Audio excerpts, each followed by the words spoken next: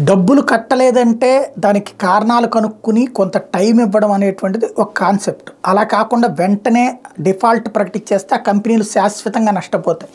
ఇదే విషయం మీద హైకోర్టు బ్యాంకులకి స్ట్రాంగ్ వార్నింగ్ ఇచ్చింది. ముంబైలో రుణాలు ఎగవేసే కంపెనీలు వ్యక్తులకు ఉద్దేశపూర్వక ఎగవేతదారులుగా ప్రకటించడం మీద బాంబే హైకోర్టు కీలక ఆదేశాలు జారీ చేసింది.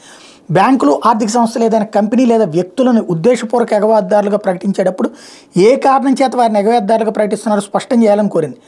IL&FS ఫైనాన్షియల్ సర్వీసెస్ మాజీ joint managing director Milind Patel దాఖలు చేసిన పిటిషన్ విచారణ సందర్భంగా కోర్టు ఈ విషయం స్పష్టం చేసింది. ఈ విషయంలో బ్యాంకులు, ఆర్థిక సంస్థల ఆదేశాలు భారతీయ రిజర్వ్ బ్యాంక్ జారీ చేసిన మాస్టర్ సర్క్యులర్ అనుగుణంగా ఉండాలని కోర్టు స్పష్టం చేసింది. ఒక వ్యక్తి లేదా సంస్థను ఉద్దేశపూర్వకంగా ఎగవేతదారుగా ప్రకటించేటప్పుడు బ్యాంకులు, ఆర్థిక సంస్థలు తమ విచక్షణాధికారాన్ని జాగ్రత్తగా ఉపయోగించాలని కోరింది. జస్టిస్ కొలబావాలా, జస్టిస్ సోమశేఖర్ సుందరేష్ కూడిన ధర్మాసనం ఈ విషయం స్పష్టం చేసింది.